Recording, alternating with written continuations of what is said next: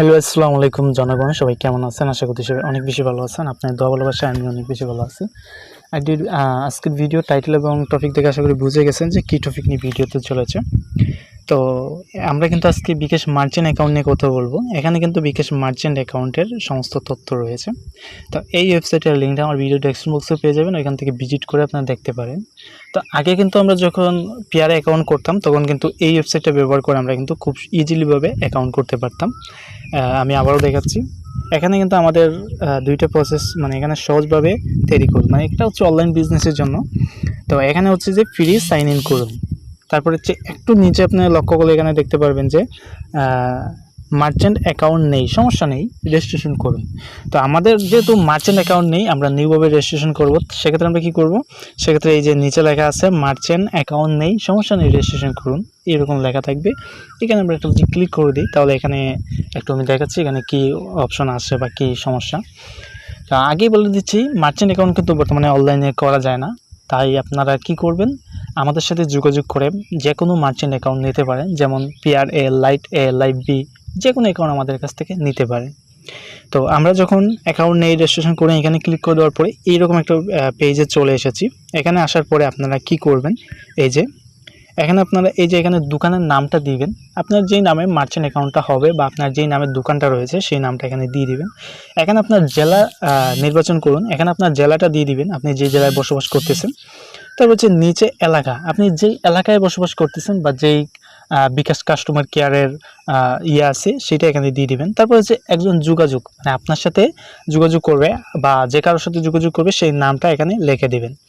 তার একটু নিচে হচ্ছে ফোন নাম্বার, যেই ফোন নাম্বারে মূলত আপনার সাথে যোগাযোগ করবে বা বিকাশ কাস্টমার কেয়ার থেকে যেই ফোন নাম্বারে আপনার সাথে কল দেবে আপনাকে, সেই নাম্বারটা এখানে দিয়ে দিবেন। অবশ্যই একটা সচল নাম্বার দিতে হবে। নেক্সট কথা হচ্ছে যে আপনার এখানে একটা ইমেল দিয়ে দিবেন, ঠিক আছে?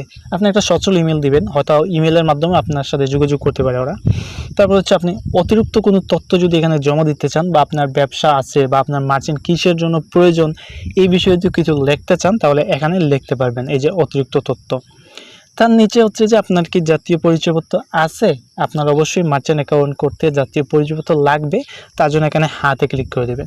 যদি আপনার ট্যাগ লাইসেন্স থাকে তাহলে এখানে ট্যাগ লাইসেন্স হাতে ক্লিক করবেন, না থাকলে নাতে ক্লিক করবেন। পিআর অ্যাকাউন্টের জন্য এটা এতটা গুরুত্বপূর্ণ না। তারপর হচ্ছে এখানে যদি আপনারা আরেকটু নিচে দেখেন, এখানে কি আপনার কি ব্যাংক অ্যাকাউন্ট আছে, যদি থাকে তাহলে হ্যাঁ দিবেন, না থাকলে না দিবেন, ঠিক আছে? তারপর হচ্ছে এই তথ্যগুলো ফিল আপ করার পরে এই যে নিচে দেখুন জমা দিন বাটন, একটা বাটন দেখতে পাচ্ছেন, এই জমা দিন বাটনে একটা ক্লিক করে দেবেন। জমা দিন বাটনে ক্লিক করে দেওয়ার পরে সর্বোচ্চ 3 কর্মদিবস সময় নিতে পারে, ওরা আপনার সাথে যোগাযোগ করবে। যদি আপনার মার্চেন্ট অ্যাকাউন্ট হয় তাহলে আপনার সাথে যোগাযোগ করবে, যদি আপনার মার্চেন্ট অ্যাকাউন্ট না হয় তাহলে আপনার সাথে যোগাযোগ করবে না, ঠিক আছে? যদি আপনার ওদের তথ্য দেওয়ার পরে ওদের কাছে যদি মনে হয় আপনার একটা মার্চেন্ট অ্যাকাউন্টের প্রয়োজন, তাহলে ওরা হয়তো আপনার সাথে যোগাযোগ করে আপনার কাছ থেকে আরও কিছু তথ্য চাইতে পারে। সেই তথ্যগুলো নিয়ে কিন্তু আপনাকে একটা মার্চেন্ট অ্যাকাউন্ট করে দিবে, অথবা ওদের একটা প্রতিনিধি আপনার সাথে যোগাযোগ করে আপনাকে একটা মার্চেন্ট অ্যাকাউন্ট করে দিবে।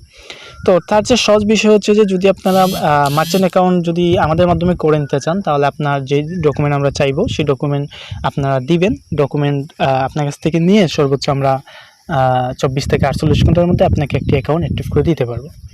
তো এখানে হচ্ছে যে এটা হচ্ছে সহজ ভাষা। এখানে আপনার মার্চেন্ট অ্যাকাউন্টটা লগ ইন করতে পারবেন, মানে মার্চেন্ট অ্যাকাউন্ট লগ ইন করে এটা ডেস্কবোর্ড, বিকাশ বিজনেস ডেস্কবোর্ডে আপনি প্রবেশ করতে পারবেন। আর এখানে প্রবেশ করা এইটা যারা ব্যবহার করেন তারা আশা করি জানেন এটার কাজ কী। ধন্যবাদ।